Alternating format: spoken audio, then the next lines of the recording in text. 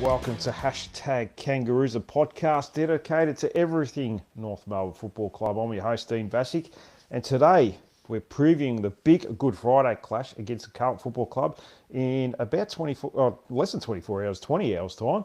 Joining me, as always on a Thursday, Siobhan Rowe, and we're diving into everything you need to know ahead of the game, from key matchups, team selection, the current form, and what North needs to do to be better than last week against Essendon, and we will get into that in a minute. But it's a massive occasion on AFL calendar, and there's plenty on the line, so let's get into it. But first, let's rewind to last week's less than convincing win over the Essendon Football Club. The Roos got the job done, but it wasn't exactly polished. There were patches where things looked shaky and plenty to clean up heading into the much tougher test this week, you'd have to think. Siobhan, what did you make of the performance last week? Should North fans be encouraged by the result or concerned about how it came together? Hi, Dean. Always a pleasure to be on, and especially before a huge clash, and we'll certainly get to that soon. And the nerves have already kicked in for this game because was just saying to you off air, I do think it's probably the biggest game of the year for us on the calendar, but the biggest game in terms of who the real North Melbourne is. Because I think last week I understand we won the game, but the chatter around and exactly how I felt afterwards was that if the game had probably gone on for another 5 minutes, the Bombers might have got the job done. And I completely respect that they've come from Perth, they've played in the heat, all of those factors. But it was almost a game of who could make the less mistakes, barring a fairly good run that we had in the third quarter, topped off by a Blameyer's goal. I thought the game was very average. The skills were poor, and it was less. You summed it up nicely. It was less than convincing. So they'd certainly want to perform better and start the game with the form that they showed against Port and in the first quarter against West Coast, rather than what they delivered against Essendon. The crazy thing is we're looking for a 3-1 start if we beat Carlton. So not all hope is lost, but just the footy we're playing at the moment, it looks shades of what we produced against Port Adelaide. So it's a little bit of is this the game that we want to play and who we really are, what we saw in round one, or is it what we saw against the Bombers? Although a win against a very poor side, it was not a pretty watch. And I get sometimes you have to win ugly, but I tell you, we'd want to make a big improvement if we're to beat Carlton tomorrow. No, definitely. Now, I want to get your take on something Alistair Clarkson has been saying lately. Mark Hello has been very vocal. He was very vocal the other day on a podcast. He's been pretty consistent in his messaging that it's tough for teams down the bottom to rebuild, and it takes time to get things right. We've heard it a fair bit in recent weeks. As a supporter of Siobhan, how do you read that? Does that kind of messaging give you patience and hope that things are building in the right direction this year? Or does it start to feel like a bit of a concern given how long this rebuild has taken and where the North Melbourne Football Club are at?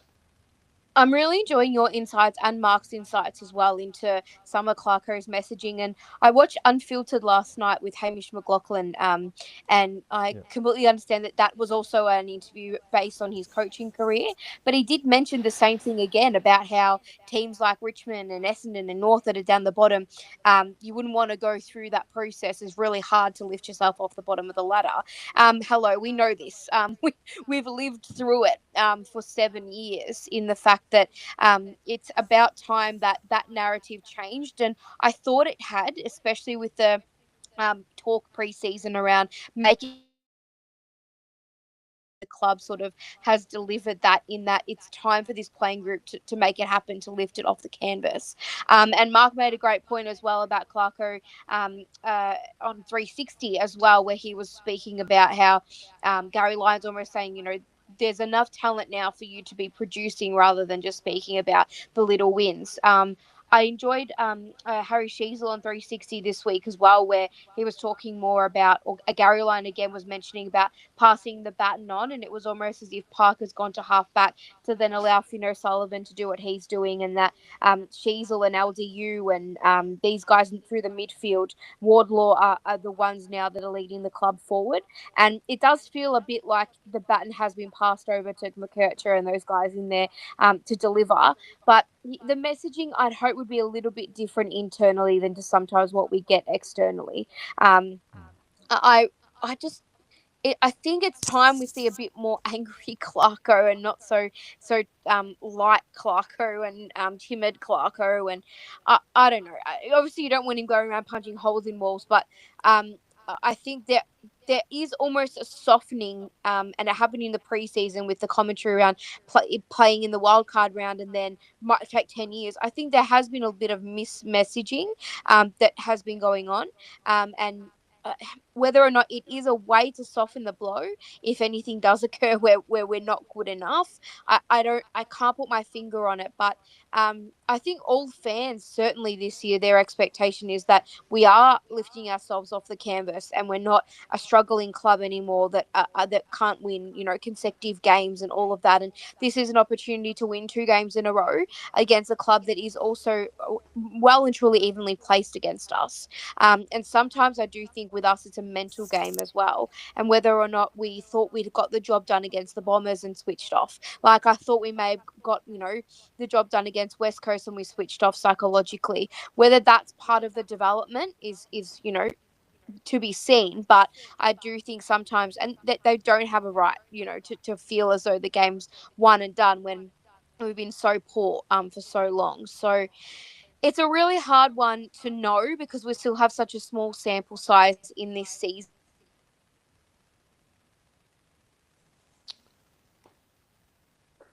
Oh, I think I might have Sorry, lost Dean, you are there, you there? Siobhan. Oh, you're back?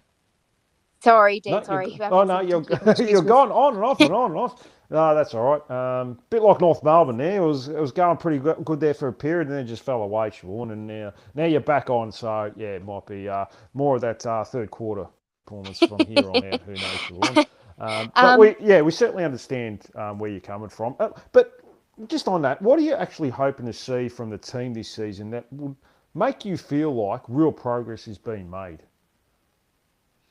it's a good question. I think it probably starts with this performance on Good Friday. We know we've won one, and we didn't even get close to the Blues last year. And it's funny, the Carlton are still favourites, but I think the narrative is different around around us, as it should be, and the pressures on the Blues. But in terms of overall this season, it's certainly being competitive in every game.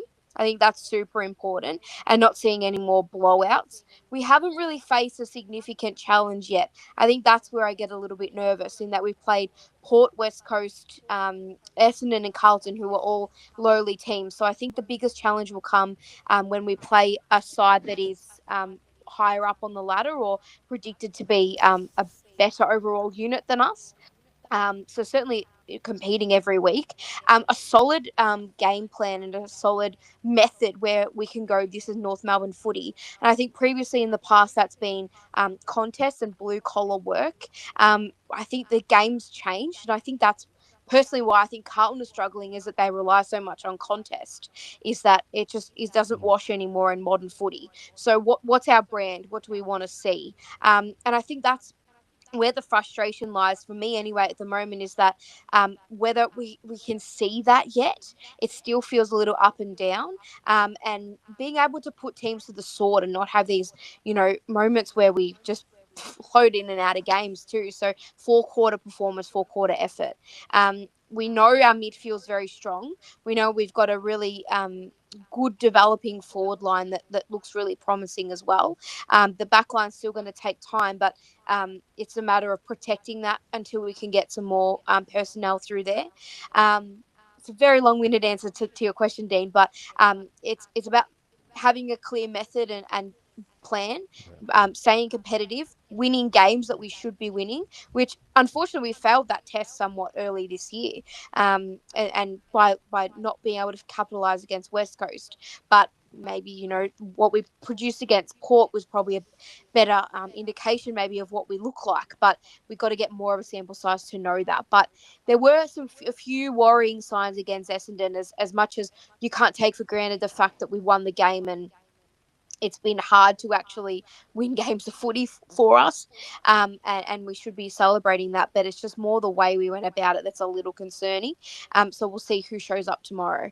But for me, I guess the pass mark this year would be 8 to 10 wins in regards to that category. But certainly the way we compete every week is more important to me than ladder position or wins in that format anyway. And maybe even a springboard to go into next year to say, every game we should be aiming to win or at least, challenge for that 10 potentially next year. No, definitely. Yeah, and a lot of people have sort of given similar answers to that as well, Siobhan. Probably looking at 8 to 10 wins this year. That'll be a real progress. And having an identity as well, like you mentioned, and having a method and a plan of how we want to play. I mean, it was only, a couple of years ago, everyone was raving about this North ball when England introduced Bazball, and that lasted a pre-season game, and that was it. So we're not too sure. It would be nice to see a bit more freedom from the players. It feels like, they're not playing with much freedom and much confidence. They certainly have their periods where they play with a lot of confidence, but it sort of disappears quite quickly. And I'm not too sure if that's coming down to coaching or whether it's just the players themselves and the fragility of the past performances probably, maybe affecting him. I'm not too sure what goes on in anyone's head mentally. So, but one player that won't be there is Tristan Xerri tomorrow night, copping a 3-week suspension for that incident last week. We won't dive too much into the details of the act itself, but it's a pretty big impact on North structurally, especially with how important he is been around the contest. Siobhan, do you think 3 weeks is a fair punishment, or does it feel a bit on the harsh side given how these things have been great in the past? I think it was Nathan Buckley only got given 1 week for the Cameron Ling incident, and there's been a couple of others that haven't got to the extent of 3 weeks before. Look, in the modern game, Dean, especially with the AFL wanting to protect, certainly from what the perception of the game looks like from the outside looking in, I think 3 weeks is probably fair. I think he's a good person, a great player, a fair player, but he had a moment of complete madness. I think the second it happened, I knew he was in a bit of trouble.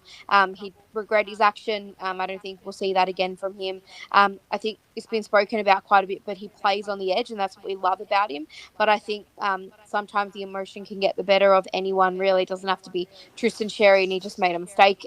So we move on, and he cops his 3 weeks, which is a fair whack, but it certainly does put a dampener on the fact that we have 3 very winnable games, and even, I know it sounds silly, but Brisbane, we could win that game considering how many injuries they've got, especially in their back half as well, and with our dangerous forwards that I think I've still have plenty of room to improve. I'm sure we'll touch on this a little later, but I still think we can get a bit more out of the guys down there. They're 3 very winnable games for us, and I think you probably may agree with me here, Dean, in that he hasn't exactly set the world on fire. I think all 3 games he's lost the hitouts, even against Blackworth or Blackman for the Bombers, and it's not exactly Max Gawn that he's losing the hitouts to. So it's a bit difficult to read his standing on the game in that regard, but certainly his follow-up, his effort around the whole ground will be missed. And I know I've been a big strong backer of this man, but it's time Callum Coleman-Jones stood up. He has the opportunity to be the number 1 ruck, and last week he certainly didn't take his opportunity. That's putting it mildly. So this week he's got a lot of responsibility on his shoulders, especially with Goad not being selected. So there'd be a likelihood of Darling and Trembath being the 2 to chop him out. So he has to not only do his best around the ground, but he needs to deliver in the ruck as well against a very serviceable ruckman in Mark Pitnet. So it does leave us a little short in that area, but it's not something that I think we cannot mitigate. Are you sort of the same opinion? Yeah, look, as long as he competes in the ruck. I don't think Xerri's was on fire last week. He only took 1 mark around the ground, and that was the incident where he just stayed in the goal square after he had his bloody nose and kicked a goal. So I think it's a good opportunity for CCJ, and a lot of people don't look at it like that. They're already written him off, but we want to find out if he's good enough to stay on the list for next year. There's a lot of talk. I probably thought I was on the side of he probably shouldn't have got another year, Yep. based on his last 5 years since he's been at the club. But the club made that decision, and it's a good opportunity in the next 3 weeks to see if he is good enough to play in the AFL system. He only had 35% time on ground last week, so he strictly played as a backup ruckman to Tristan Sherry. So I wouldn't mind actually seeing him playing a ruck, and then he might be able to push forward on little occasion, or push, even playing in the ruck, be that long kick down the line, and even pushing Pitney into an uncomfortable position, forcing him to defend on occasions. Yep. So, I don't mind that. I don't mind that he's got the opportunity for the next few weeks, and at least till Sherry comes back, and then we'll reassess where he's at from there. If he's really poor tomorrow, then they may have to pull the trigger a bit quicker and get Goat in a lot sooner. So we'll see what happens. But we'll go to other team news and team selection. So Jack Darling has come in for the suspended Tristan Sherry, and unfortunately, it's the wrong Zach that they picked this week, Siobhan. I felt like Zach Fisher should have been in the team after a dominant VFL performance last week. But they've gone with Zach Banch. Unfortunately, Siobhan, I wasn't too happy with that. No, look, I think, interesting call to say Lockie Daviston was rested, even though he's a first emergency name. I'm not too sure if he plays in the VFL tomorrow. I think it's fair to say he's been dropped. Zach Banch gets a good opportunity. Here's another player that's out of contract. Was okay in the pre-season, was nothing special or anything like that. But it's certainly a player that I don't mind giving an opportunity to, rather than maybe a Jacob Costanti. No, I'm thrilled for him. I think he does absolutely deserve an opportunity, and it is sort of a like for Dobson. The only thing that annoys me about that, Dean, is just be honest and say he's been dropped. I think the kid can handle it. We can handle it. When you start resting players at round, 4, it's pretty silly if you ask me. But anyway, each to their own. I do like the fact that we've brought in Banch, and I think Darling, after kicking 3 in the VFL, I'm really happy to see him back. Actually, the forward line's an interesting talking point. I'm sure we'll discuss it going forward a little bit, but I think I'd like to see. I totally understand that Curtis has had a very difficult preseason, but be more out of him and a bit more out of Zerha. And I think Darling, I was the one that was calling for him to not be in the side. But I noticed last week, just having him there, his positioning, his, I don't know if leadership's the right word, but just having him out on the ground, it does something for the others. So I think having him back's not the worst decision. And yes, it'll be interesting to see how he goes, because I think they're bringing in Newman, and if they've got Young down there, and I'm assuming Wiedering will take Larkey. So at least we know Darling will provide a contest, which will make things a little bit more spicy, I guess. No, definitely. A little bit more spicy. Now, I didn't get your thoughts on Finn O'Sullivan last week, who probably, in effect, won us the game, but does... I'll get your thoughts on him from last week. And does he go to Patrick Cripps this week? He goes to Sam Walsh. Yeah, okay. He goes to Sam Walsh. Do you agree, or are you kind of not in the same boat here? Sam Walsh plays predominantly on the wing, doesn't he? He floats in and out. Yeah, so I don't know. I don't mind him going to Cripps. Cripps, he's good in a contest. If you can quell him in a contest... they rely a lot on the clearances and being good in a contest. If he can quell him, because he's got a very good, he's very smart the way he does run with, and he's the type of player that can burn you the other way. And I don't think Cripps will be able to keep up with him that way. Yep. That's not his game, and that's fair enough. It's Patrick Cripps. So I don't mind him going to him, but you can always swap that. Yeah, and look, Sam Walsh is damaging. You think he'll go to Sam Walsh then? It's his cousin. That's probably not the reason why I'm thinking so. But also, I just think they have very similar games. So I think O'Sullivan's got speed, skill, good work rate both ways. I think that's what Walsh's strengths are as well. And if O'Sullivan can nullify that, the Blues will look like Mack Trucks walking out of the middle. Because I do think Walsh is their point of difference outside of Jagger Smith with that run and burst that he provides. So I think if you shut down Walsh, you're almost shutting down Carlton in many ways, out of the middle there. It could come back and bite me on the bum saying that, but I think he's probably their playmaker.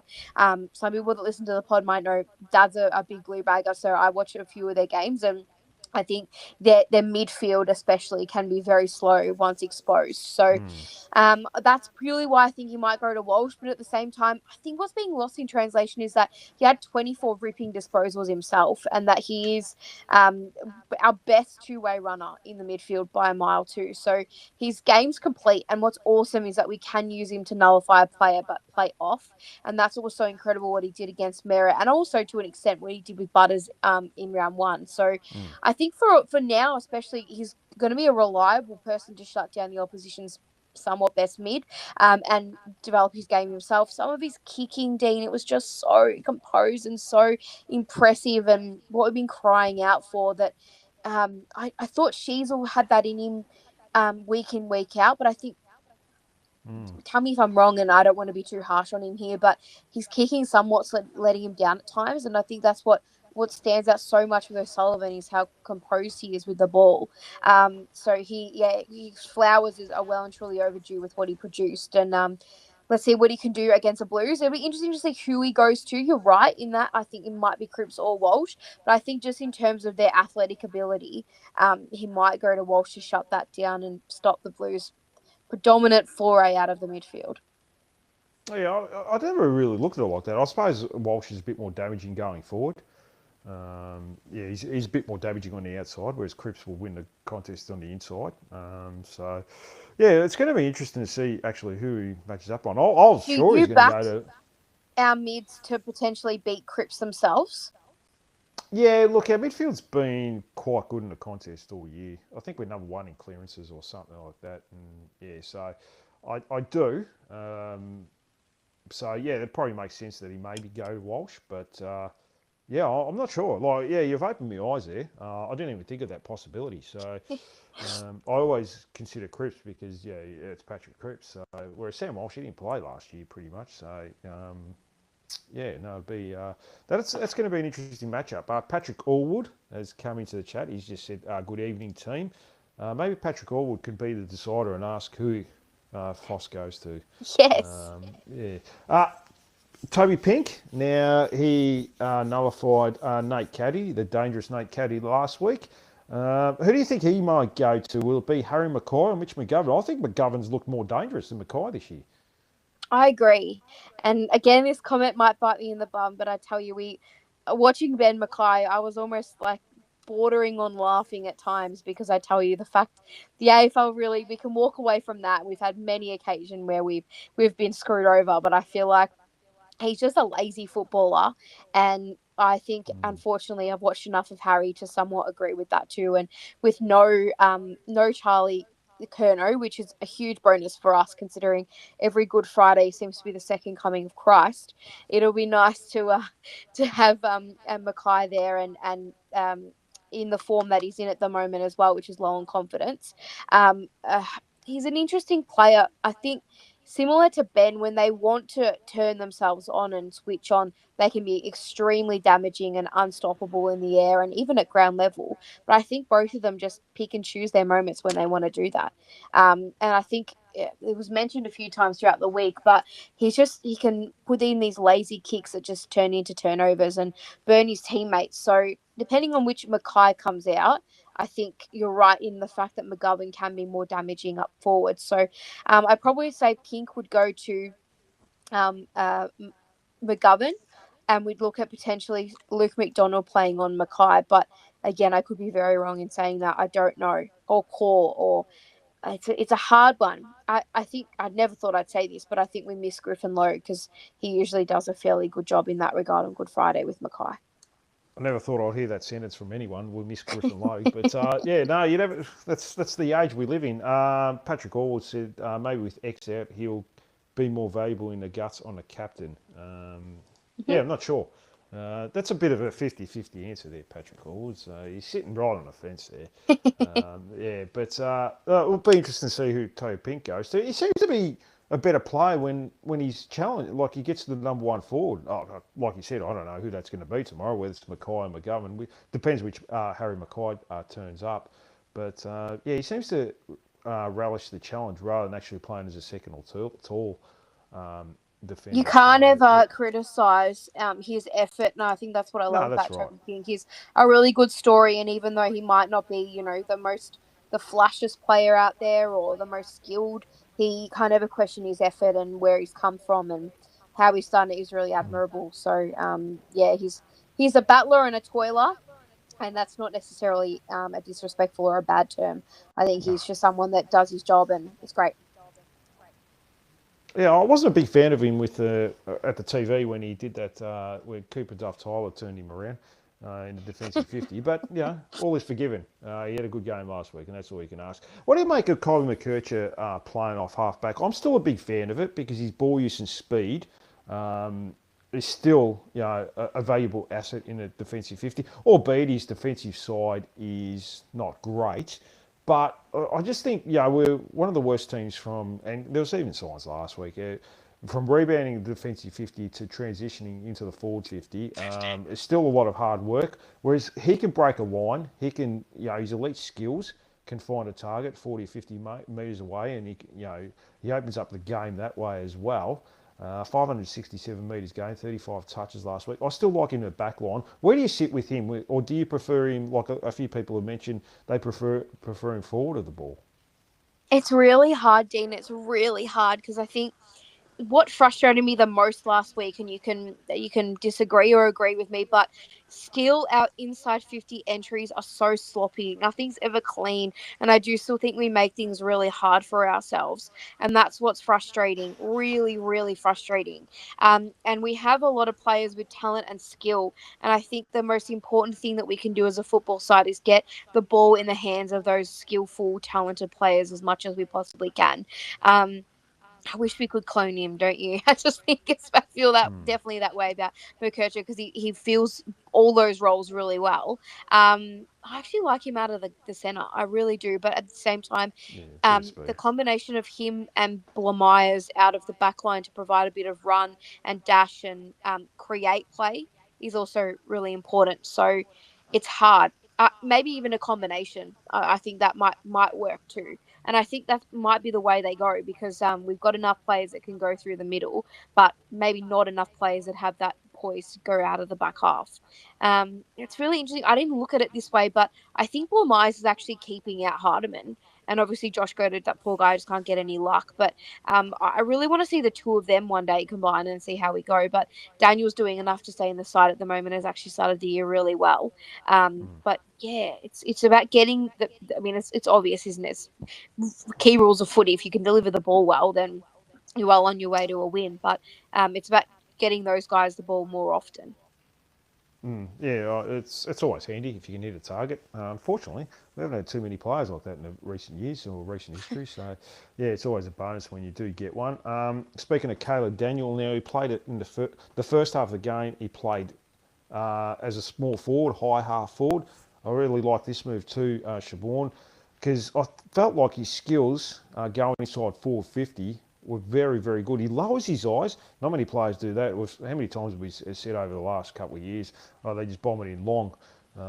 They just slow it down, bomb it in long on top of Larky's head. It doesn't suit him. Whereas he hit leading targets. So I think he hit Dersma, Larky. I really like him playing that half forward role. What about yourself? I do too. I do too.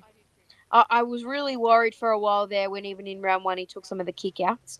But I think with having Luke Parker down there in the back half, steadying the ship and providing everything he's done is just, yeah, I don't think I've spoken about that enough. Is how incredible Luke Parker's start to the season has been in that role. And it's funny, Luke Hodge was speaking about it, and I was like, well, he's kind of doing exactly what you did when you went to Brisbane, and you were a revelation in that role too. So it's like really, it's very uplifting to see that, and I think that is allowing Caleb Daniel to have a much better year as well with using his skills in that regard too.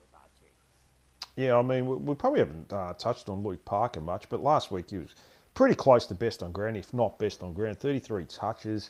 I think it was 9 marks, 9 intercepts. It was the highest intercepts for the game. I don't have the stats in front of me.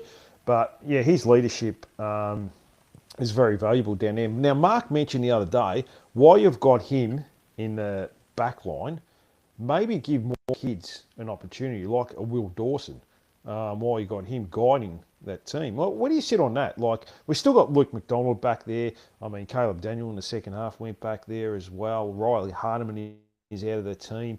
Will Dawson is out of the team. Albeit he's playing the ruck in the reserves. So, where do you sit with that? Do you think, like with Luke Parker down there, maybe we can be more, I guess, risky with team selection, and maybe you could put into Will Dawson and develop his game?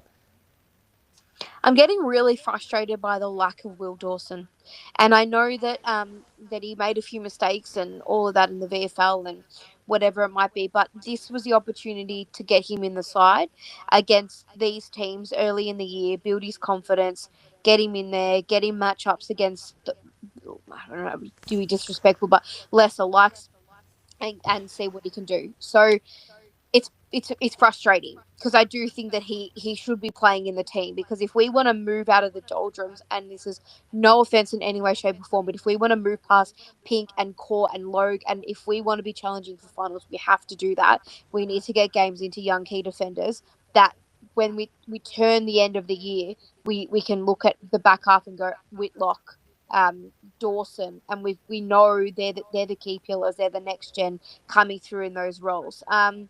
That's where I get a little bit frustrated, because until we start doing that, I don't think there's any point just purely having him develop in the VFL.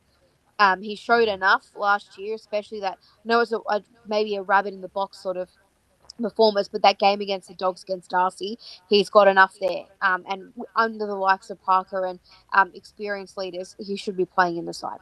That's all I'll say on that, because it's frustrating. I think we need to move past Core and Pete at some point. Unless, yeah, it's bewildering why. I can't figure it out. I can't. I think this week, the dangerous sort of players for Carlton are the likes of Hayward and Ainsworth, because I'm still not sure on matchups for them that work. I still think that medium small player get a hold of us sometimes. So I don't think this week was the week to potentially bring in Dawson, considering that Carlton are not that tall without Kerno there for them. But in the coming weeks, I would hope that he would get a look in. Well, I mean, it'd probably be a decent matchup for McGovern. Doesn't have a lot Yeah, of leg speed, and a player that relies on his hands in the air. So it probably would have been a good matchup for him. But I mean, they want to go with Aiden Core. Patrick Allwood came in the chat. 100% we need Kirch or Shees down back to let it flow and start the overlap. Also said that that's the other reason we need McKercher down back. I can't remember what we talked about. But he also said, yep, frustrating, but how good to have quality players pushing for spots. Case in point, Zach Fisher yes. there. Yes, I mean, not many teams would have a player in the quality of Zach Fisher in the VFL team. I agree with you there, Patrick. Thanks for coming in. Always a pleasure, Patrick. Now, I want to talk to you about this next player. Now, I got your thoughts off air. I'm going to see what you say on air, Siobhan. And Got that's to the be former careful. captain, Jai Simpkin. Where are you at with him? Very frustrating last week in that last quarter with a couple of very selfish acts. The 50-metre left foot snap where he had an easy handball to Paul Curtis, who would have been going on his left foot, and you would have backed him to kick the goal, and then decided to lair rise on the wing in the last quarter and just do a left foot kick across goals that went over the head of his teammate and put us in a pressure situation where it didn't have to be. So, where are you with Jai Simpkin? I think that's the question that Jai Simpkin and the football club need to ask him, is that where are you at? What do you want your career to be? Because right now he's an average footballer in an average football side. And He gets paid $1 million, that's though. So. yeah, and I think that's, look, I might be harsh because the way I ended the year last year was that if you have your captain, and at the time he wasn't the former captain, your captain, requesting a trade, and he's putting a price on himself, which at the time I was somewhat laughable, and what I'm like a very sort of we get screwed over in these deals, but I think and he's someone that he's an average footballer, And I thought without the captaincy and with everything that had happened, that this year he would start the year team first, looking to build the team up, without the pressure of having all the other, media and commitments and all the things that come along with being captain. And instead, he started the year on the wing, which we knew he was going to be alongside Dylan Stevens in that role. But I think he's actually gone backwards. I didn't like some of the things he did. You've hit your nail on the head. Players make mistakes. I understand that, but I think he's a repeat offender when it comes to poor skills, decision making, and I think there's an element of playing for himself that's actually crept into the side a little bit. And he has opportunities to turn it around. I don't think he's going to get dropped. I think he still serves a purpose and a role in the football side, but I really thought the trajectory of his career when he got drafted, even when he got drafted and he was playing as a small forward, was a lot. His ceiling was a lot higher than what he's produced. So it's up to him to decide what he wants to do with himself. If he wants to better himself or he wants to play selfish football. That's just my thoughts. Now, I want to go back. Now, I don't know if I got your thoughts about this, but trade period, he did want to ask for a trade. The offer wasn't great, but I heard that Collingwood were prepared to pay a fair bit of his salary. I think it might have been a feature first with a compromise draft against Tasmania. What were your thoughts when that was going on? Would you have taken a deal and got rid of him and got him out of the club? I'm always of the view that if a player wants to leave, you let them leave if you can get like a fair deal for them, or even, I mean, it's Jai Simpkin. When I mean the Horn Francis situation, all of that, I think is a Yeah, different thing. He's been at the football club for how long, and I just don't think his ceiling's that high, Dean. I know, like I probably don't not know, anymore. I Yeah. don't know if I'm being harsh. I don't know if I'm just in a foul mood with that situation and some of the things that occurred on the weekend, but I don't. I think the club potentially should have looked at it. If we're being serious, if he wants to go to a different club next year, if he's still of that mindset when it comes to his place at the football club in the side, he's not getting in the midfield. And I think at times when he played in the midfield, I think it was the game against West Coast, we looked worse. And that's no disrespect to Jai but we move past him in that role. If he wants to go somewhere else and play midfield, great. Good luck finding a side that will have you in there. But if you do find that team, fantastic. But at the same time, he's not doing himself any favors with the football he's playing. So if he wants to be traded, he needs to dig in and actually perform and produce better results than what he's doing now. So I think we should have looked at it, but at the same time, I think some of the things that the picks that Collingwood were throwing around were not going to satisfy the football club. And I still think it's important we have players in that 25 to 27 bracket on the list to help guide the young guys through that are in that 50 to 100 game bracket. So I understand why they kept him in the side, but I think there should be more accountability for his role, especially now he's no longer captain of the football club. Well, they weren't going to pay overs for him because I heard they were prepared to, pay a fair chunk of his Yep. contract. So it was almost going to be a salary dump, from what I understand, which makes sense. That you're not going to pay overs. So look, if we had a crystal ball, look, if I had a crystal ball, would I have taken that deal at the time? Right now, I probably, if it was offered right now, I'd probably move past him, to be honest with you. Yep. And that might be a bit harsh, but Patrick Allwood's come in and he said, I think you will find that Jai has been better than many others and made less mistakes than others. I watched the Yep. replays for this very thing, and others are copping it much worse, and people say not. Look, and I think we spoke off Yeah. air that he's been acting really weird probably the last 12 months. It's a bit of a me time on social media. Like you see other players, they'll promote stuff on social media, or they'll take, photos with their friends and mates and things like that. Whereas him, it's just him and his missus, and he seems Yep. very distant from the club. So that turns me a little bit. And maybe I'm reading too much into it. And more than likely I am, Yeah. but I Look, don't know. I and don't know if he's been a good yeah. teammate. Yeah, so No, that's I don't true, know, Dean. Siobhan. Yeah. Also, Patrick came in. Jai should be better that he has played. Agree with that, but we judge him differently. We probably do. But, when you're getting paid, one of the highest wages at the club, unfortunately, there's got to be expectation that you've got to be an A grader for what he's getting paid. So that's just how it is. Now, Siobhan, I'm going to go back to a random fixture to 2012. We beat Carlton at Marvel Stadium in round 16 on a Friday night. We won by 53 points. What stood out in that game was our accuracy in front of goal. 24 goals, 149 to 14, 12, 96. Drew Petrie kicked 7 straight. I was going to say Robert Hansen. No, he wasn't there. Lockie Hansen kicked 4 straight. Yeah. Lindsay Thomas kicked 3 straight. Kieran Harper kicked 3 straight. Also, this game is very famous for the Chris Judd chicken wing tackle on Lee Adams, which caused a dislocated shoulder and a 4-week suspension. Do you remember that game, Sean? I do, Dean. I think Lindsay Thomas always used to terrorise the Blues as well. So I'm not surprised to see. And Lockie Hansen, hey, the ultimate swing man, wasn't he? I wasn't. I don't think he was too bad. Like, I didn't mind him as a player. He tried his hardest. It was unfortunate he's probably the number 3 pick.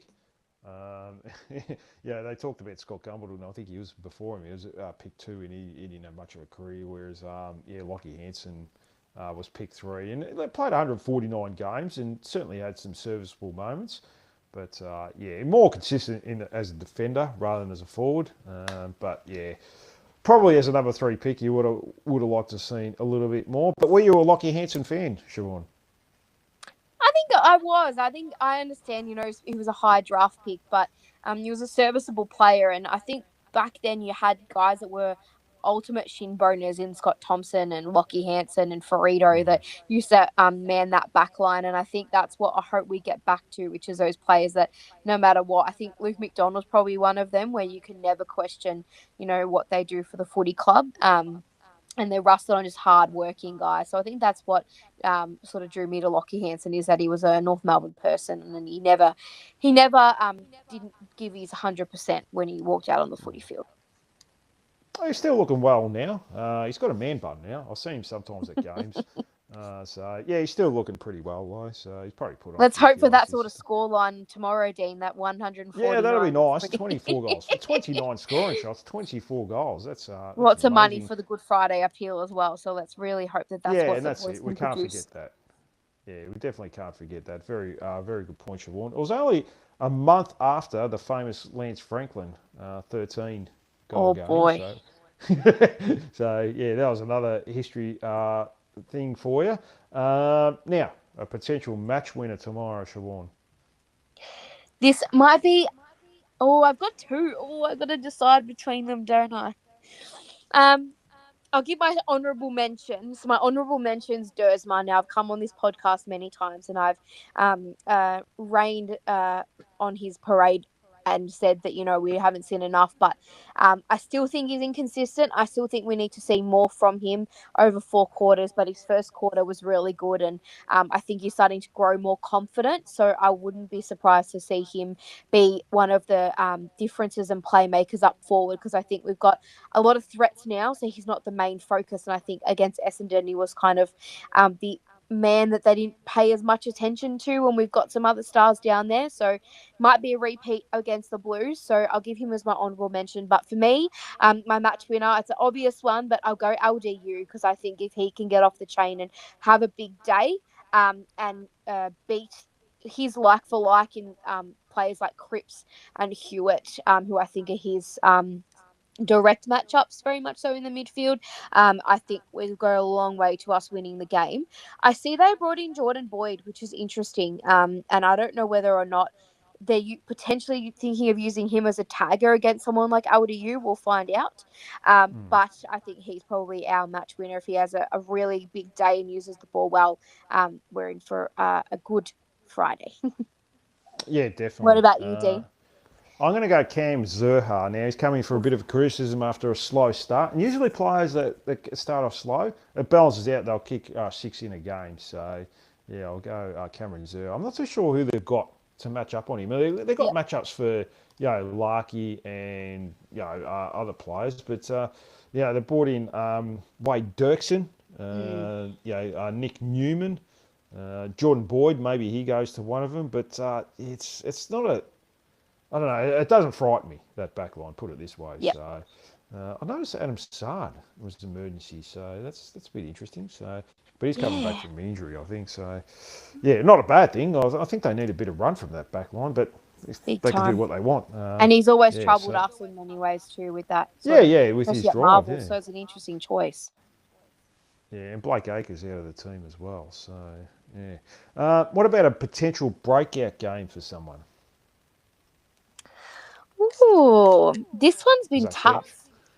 Yeah, that's a pretty obvious one, and I'm definitely not going CCJ because I butchered that one nice and good, didn't I? Yeah, you're burning him at the moment. So um, uh, I don't know if this is a breakout game option here, considering he's already a star in his own right. But after a slow start to the year, I think Paul Curtis will break out for 2026 and have a yeah. good game because I don't really see the Blues having a real good matchup for him. And I think he last time against we played at Marvel, which was like besides the game against the Bombers, our last home game in round one, it was an almost game for him. And I think he'll probably deliver with 3 or 4 goals tomorrow. No, that's not a bad one. I'm going to go Charlie Comben. I think he's going to Okay. intercept a lot of balls because I don't know. Carlton's just got a bad habit.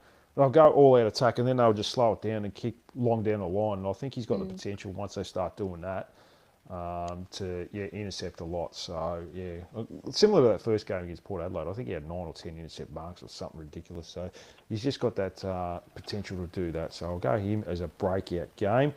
In saying all that, Siobhan, what's your final prediction for Good Friday tomorrow? Will it be a Oh, bad Friday or a good Friday?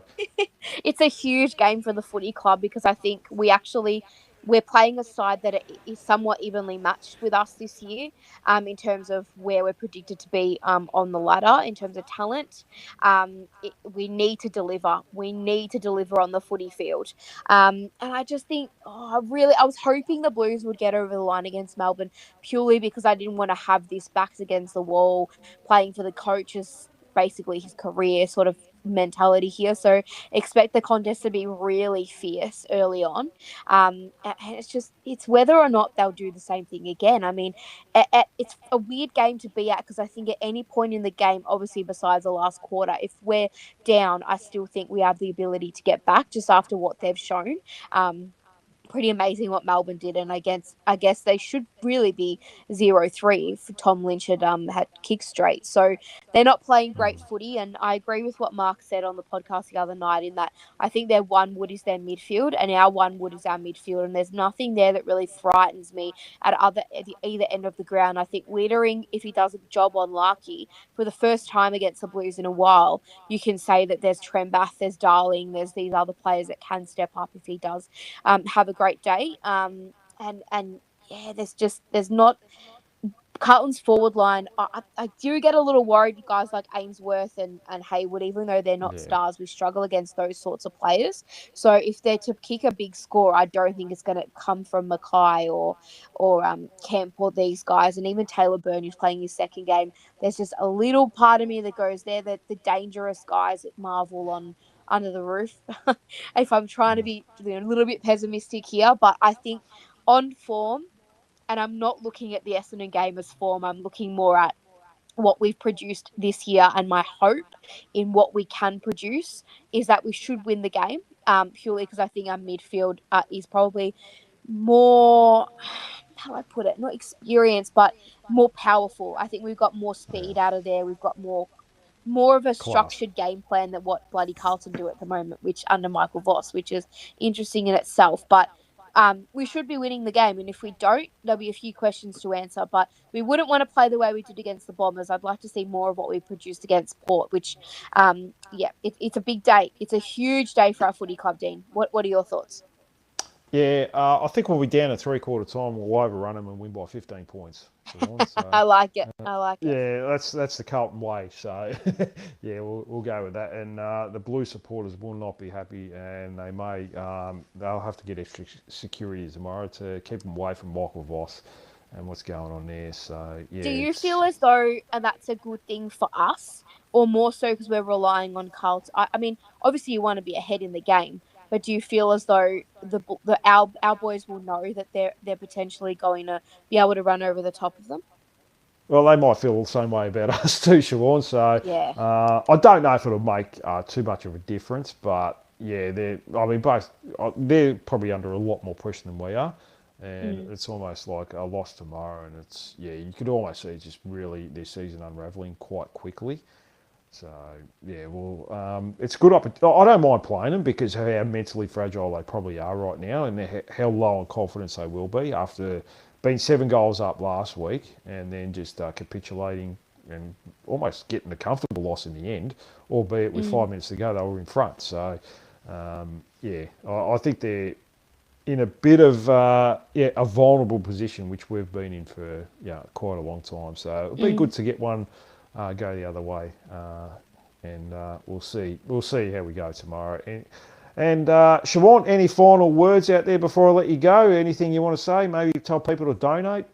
Yeah, I think it's a obviously we'd already know this, but it's a big game for us in terms of our marquee fixture. And although we're not the only game on Friday, we're at prime time really for the footy, and it's an important game to get to support the club, to watch it. Hopefully, what's going to be a really great game of footy, but more importantly to support the Good Friday appeal if you can. I know it's bloody hard times at the moment, but if you can get down to the game and donate, I think that'll be it produce a nice spectacle outside of what hopefully what we see on the footy field as well. So yeah, it'll be a really good day. I'm really looking forward to being at the footy, and I think this is one Good Friday that hopefully will be a Good Friday for us, but hopefully can be a Good Friday off the field as well. Yeah, hopefully we can get plenty of donations that can break records as well. Yeah, I mean, they do a lot of wonderful work. The Royal Children's in helping a lot of kids that are in less fortunate positions than we are, and able to just sit here and talk about football and go to football as well without too many Mm. worries. For there's parents out there that probably go through it just as hard as the kids, and be very tough. So make sure if you can. Donate for a good cause. It's quite easy now. You don't have to ring up anymore. You can just do it all online, and it takes 2 minutes. That's what I'll be doing tomorrow. So, yeah. But that just about wraps us up here on the hashtag Kangaroos, your home for everything North Melbourne Football Club. A big thank you to Siobhan Rowe for joining me on a Thursday night and sharing her insights ahead of the huge Good Friday clash with the Carlton Football Club. Anytime, Dean. There's been a good pod. I'm obviously very nervous for personal reasons tomorrow as well, and I'll be sitting with Dad too during the game, and I've never felt joy like I did watching us at the MCG last year beat the Blues. So we can do it. We're fully capable. We almost let that one slip in the last quarter, but hopefully it's a different tale, and we can have a comprehensive victory, and it'll be a really good Friday for myself personally as well. But always a pleasure to come on and go Roos. Definitely go, Roos, and thank you once again, Siobhan. We covered plenty from last week's performance to the key selection calls and what North needs to beat the Blues tomorrow. So make sure to tune in for the game. If you can't make it, it is sold out. So, yeah, make sure you watch it at home at least. And that's it from me. I'm Dean Vasic. Thanks for listening. Bye for now, and go Roos.